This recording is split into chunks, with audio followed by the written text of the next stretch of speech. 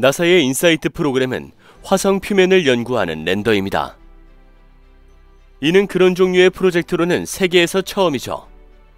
랜더에는 풍속 및 기압을 측정하는 센서뿐만 아니라 지진계, 열유속 탐지기, 자력계도 장착되어 있습니다. 팀은 프로브를 예정대로 화성 표면에 도달시키는 작업을 계속하고 있으며 고감도 지진계인 내부구조 실험은 수백에서 수천 킬로미터 거리의 지진을 여러 번 기록할 수 있게 해주었습니다. 지진파는 지나가는 물질에 의해 영향을 받으며 과학자들에게 행성의 내부구조 조성을 연구하는 기회를 제공하였습니다. 화성은 팀이 지구를 포함한 모든 암석 행성이 처음 어떻게 형성되었는지를 더 잘 이해하는 데 도움이 됩니다. 우리의 영상이 마음에 드신다면 좋아요를 눌러주시고 심플리스페이스를 구독하시고 알람 설정도 해서 앞으로의 영상도 기대해주세요.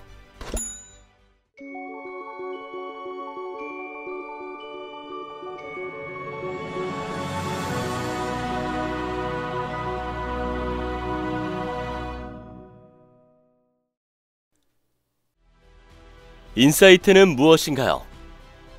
인사이트는 나사의 디스커버리 프로그램 미션으로 화성의 깊은 곳을 연구하기 위해 화성 표면에 지구 물리학적인 랜더를 배치하는 것입니다. 그러나 인사이트는 단순히 화성 미션 이상의 것으로 행성과 태양계 과학의 가장 근본적인 질문에 대해 다루는 지구형 행성 연구자로서 40억 년 전에 내부 태양계에 지구를 포함한 암석 행성을 형성시킨 과정을 이해하고 있습니다. 고급 지구물리학적 측정기를 사용하여 인사이트는 화성의 깊은 곳으로 파고들어 행성의 형성 과정을 탐구하고 지진학, 온도 및 기타 정밀 추적 등 행성의 생명 유지 기능을 측정합니다. 인사이트는 지구형 행성이 어떻게 형성되었는지라는 과학의 가장 근본적인 질문 중 하나에 대한 답을 찾으려고 노력하고 있습니다. 화성의 지하에는 지진이 발생하고 있습니다. 2018년 11월에 화성 표면에 도달한 나사의 인사이트 랜더 스태프는 해당 데이터를 공개했습니다. 이러한 새로운 측정 결과는 대기에서 지하 깊이까지의 행성의 복잡성을 나타냅니다. 아래는 나사의 인사이트 랜더가 화성에서 지금까지 발견한 내용에 대한 자세한 설명이 나와 있습니다. 화성은 예상보다 자주, 그러나 예상보다는 굉장히 약하게 지진이 발생합니다. 지금까지 랜더가 기록한 지진 신호, 지진은 500건 이상입니다. 가장 큰 지진은 4.0의 강도였습니다. 큰 화성 지진. 인사이트의 주요 목적은 지하 지진 활동 및 물체가 행성 표면에 충돌함으로써 발생할 수 있는 화성 지진을 측정하는 것입니다. 지금까지 3에서 4 사이의 진도로 상당히 큰 화성 지진이 30건 이상 감지되었습니다. 이러한 화성 지진은 대부분 지하 깊은 곳에서 발생했습니다.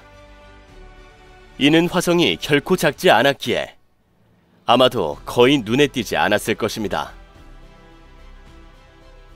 만약 행성 표면에서 지진이 발생한다면 그것은 금방 우리에게 발견되었을 것입니다. 화성에는 지난 1000만 년 동안 화산 활동으로 인해 만들어진 지진 활동 흔적들이 있습니다. 그러나 우리는 아직 흔적만 발견했을 뿐 정말로 강한 지진을 보지는 못했습니다. 더 큰 지진 활동은 나사가 예상한 것보다 적은 빈도로 나타나는 것 같습니다. 작은 화성 지진. 인사이트가 감지한 250개 이상의 지진의 나머지는 상대적으로 작고 그들이 정확히 어디에서 발생하고 무엇이 원인이었는지를 파악하기 어렵습니다. 그 이외에도 랜더는 이 데이터 릴리스에 포함되지 않은 다른 작은 화성 지진을 감지했습니다.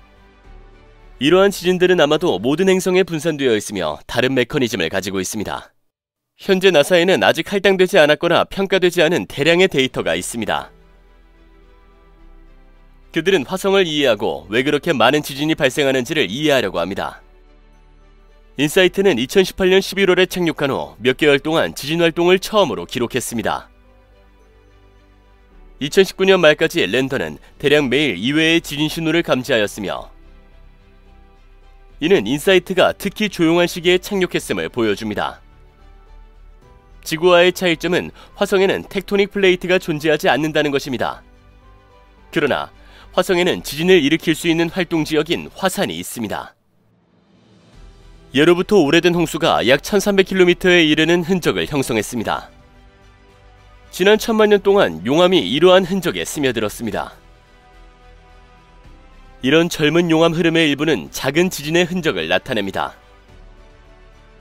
이것은 행성상에서 가장 최근의 지질학적 특징입니다.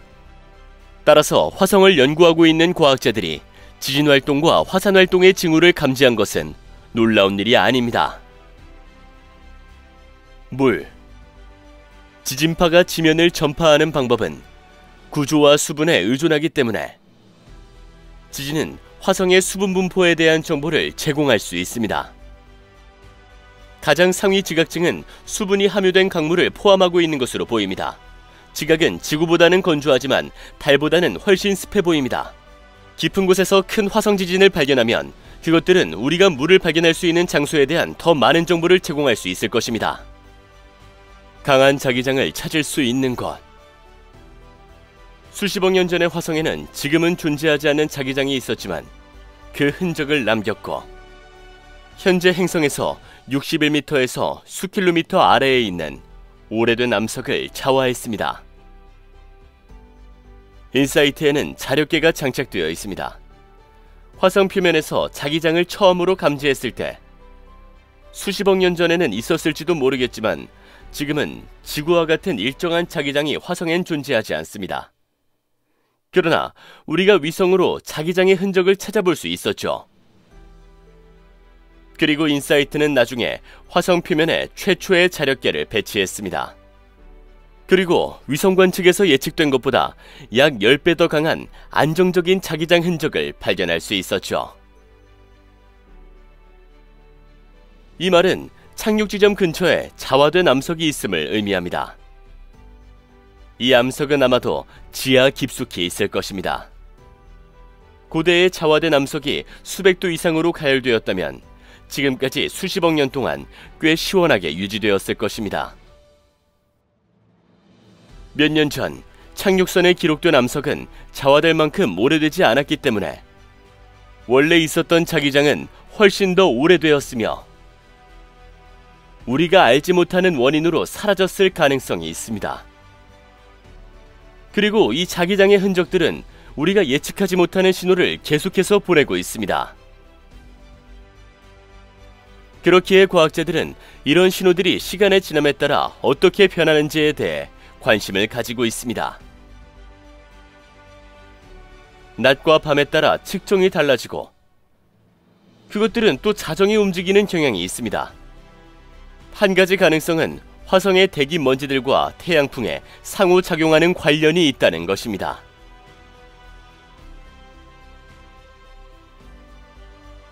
먼지. 화성의 표면은 예상보다 더 많은 먼지 허리케인으로 덮여 있습니다. 인사이트는 지금까지 압력 센서를 통해 10,000개 이상의 회전하는 소용돌이를 감지했습니다.